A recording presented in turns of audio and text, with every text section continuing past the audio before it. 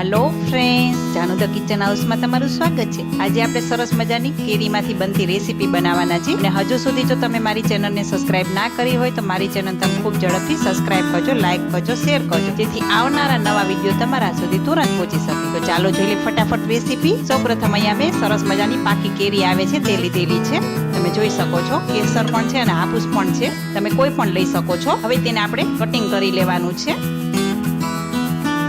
एकदम सरस मजानी पाकी होय तेवी केरी लेवानी छे। हवे तेने आपणे આવી રીતના નાના નાના પીસ કરી લેવાના છે। જે કેરીના કટિંગ કર્યા હવે તેનો આપણે સરસ રીતે પલ્પ કરી લેવાનો છે અને એમાંથી થોડા ચંક્સ આપણે રાખી દેવાના છે સાઈડમાં અને આવી રીતના ચમચીની મદદથી આપણે તેને કાઢી લેશું। एकदम सरस मजाना शेपમાં નીકળશે। હવે એક આપણે મિક્સિંગ બાઉલ લેવાનું છે। તેમાં મેં 500 ગ્રામ જેટલું દહીં આવે છે તે લીધેલું છે અને બજારનું દહીં છે। હવે તેને આપણે આવી રીતના ઝેણીની મદદ વલોવી લેવાનું છે। અહીંયા બ્લેન્ડર કે મિક્સર જારનો કોઈ આપણે ઉપયોગ નથી કરવાનો। જે બજારમાં મળે તેવી જ આપણે મેંગો લચ્છી તૈયાર કરવાની છે। એકદમ સરસ રીતે વલોવી લેવાનું છે। જો તમે બ્લેન્ડર અને મિક્સરનો ઉપયોગ કરશો તો પાણી જેવું થઈ જશે દહીં। અત્યારે આપણે આવી રીતના થોડુંક ઘટ જ રાખવાનું છે। હવે તેમાં આપણે દળેલી ખાંડ છે તે અત્યારે આપણે 3 ચમચી જેટલી એડ કરી દઈ। તમારી કેરી કેવી મીઠી છે તેના ઉપર તમે ડિપેન્ડ કરી શકો છો। હવે અહીંયા આપણે એલચી પાવડર છે તે પણ આપણે એડ કરવાનો છે અને સરસ રીતે ફરીથી આપણે વલોવવાનું છે। જે બજારમાં મળે તેવી જ આ લચ્છી તૈયાર થશે। તમે જરૂર એકવાર ટ્રાય કરજો। આ તમને મારો વિડીયો અને મારી રેસીપી કેવી લાગે છે તે કોમેન્ટ બોક્સમાં જરૂરથી જણાવજો અને આજની આ રેસીપી કેવી લાગી તે પણ તમે જણાવજો। હવે તેમાંથી આપણે 2 થી 3 ચમચી જેટલું દહીં કાઢી લેવાનું છે। તે આપણે અત્યારે ગાર્નિશિંગમાં કામ આવશે। હવે તેમાં આપણે જે મેંગો પલ્પ છે તે એડ કરવાનો છે। તમે જોઈ શકો છો આપણે 1 બાઉલ જેટલો અત્યારે એડ કરવાનો છે। એમાં મેં જરા પણ પાણી નથી એડ કરેલું, એકદમ કેરીના પીસ કરીને મેં ચર્ન કરી દીધેલું છે। હવે સરસ રીતે આપણે ફરીથી વલોવી દઈશું। એકદમ સરસ રીતે વલોવવાનું છે અને મિક્સ કરવાનું છે।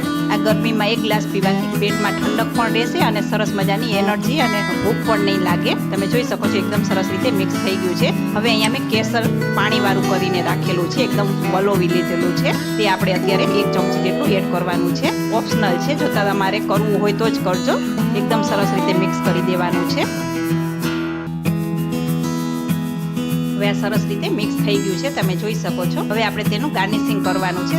સર્વિંગ ગ્લાસમાં જ લેવાનું છે। નીચે આપણે પેલા મેંગો પલ્પ આપણે એડ કરવાનો છે। જે આપણે મેંગો પલ્પ એડ કરેલો તેમાંથી મેં થોડો કાઢી લીધેલો છે। તે અત્યારે આપણે નીચે મેંગો પલ્પ એડ કરી દઈ અને જે સફેદ આપણે દહીં કાઢેલું હતું તે પણ આપણે નીચે આવી રીતના એડ કરવાનું છે અને સરસ રીતે ગાર્નિશિંગ કરવાનું છે। ગ્લાસને સરસ રીતે આપણે ડેકોરેટ કરવાનો છે। હવે મેંગો ચંક્સ કરેલા છે, નાના નાના પીસ કરેલા, તે આપણે અત્યારે નીચે એડ કરશું 1 ચમચી જેટલા। ઉપરથી આપણે જે મેંગો લચ્છી બનાવેલી છે તે આપણે એડ કરી દઈ।